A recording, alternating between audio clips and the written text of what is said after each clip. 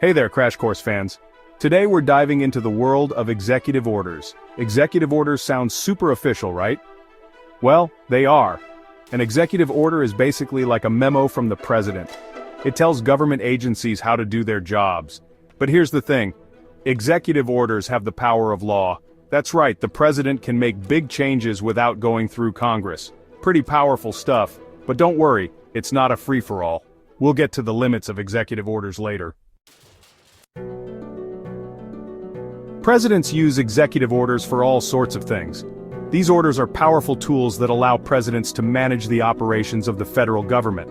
Sometimes they want to start new programs or initiatives.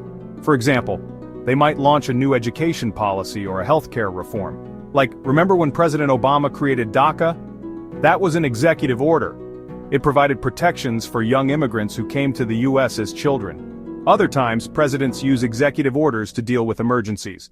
These can be natural disasters, economic crises, or national security threats. Think natural disasters or even wars. In such situations, quick and decisive action is often necessary. Executive orders can cut through red tape and get things done quickly. They allow the president to bypass the often slow legislative process. Now you might be thinking, wait, doesn't Congress make the laws?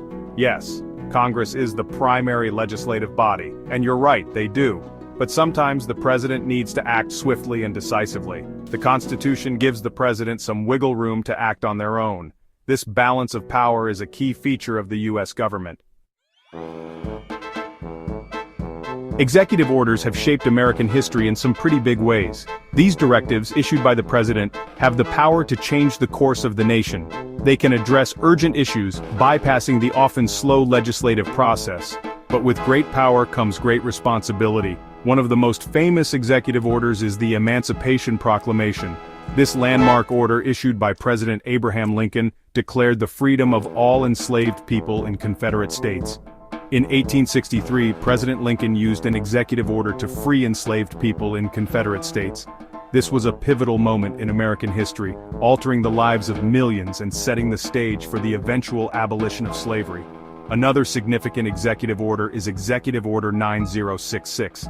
This order, signed by President Franklin D. Roosevelt during World War II, had a very different impact. This order, signed by President Roosevelt during World War II, led to the internment of Japanese Americans. Over 100,000 people, many of whom were American citizens, were forcibly relocated and incarcerated in camps. It's a stark reminder that executive orders can be used for both good and bad. While some orders, like the Emancipation Proclamation, can advance human rights, others, like Executive Order 9066, can lead to grave injustices. Remember, executive orders have the force of law. They can be enacted swiftly and have immediate effects, bypassing the usual checks and balances of the legislative process.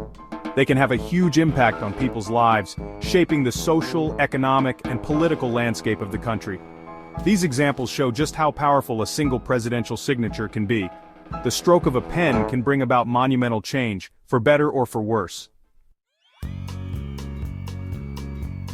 Okay, so we've established that executive orders are a big deal. They allow the president to manage operations of the federal government and have the force of law. But luckily, they're not unlimited. There are several mechanisms in place to ensure that no single person can wield unchecked power. Remember those checks and balances we learned about? They are fundamental to our democracy and come into play here. The system is designed to ensure that the executive branch does not overstep its bounds. First off, Congress can pass laws that overturn or limit executive orders. This legislative power acts as a significant check on the executive branch. They can also use their power of the purse to defund programs created by executive order. By controlling the budget, Congress can effectively nullify the impact of an executive order. The courts can also get involved. Judicial review allows the courts to interpret the constitutionality of executive orders. If someone challenges an executive order in court, judges can rule that it's unconstitutional. This judicial oversight is crucial for maintaining the balance of power. That means the executive order is no longer valid. The judiciary acts as a guardian of the Constitution. So while the president has a lot of power, they can't just do whatever they want. Their actions are subject to scrutiny and limitations. The system is designed to prevent any one branch from becoming too powerful. This balance is essential for a functioning democracy.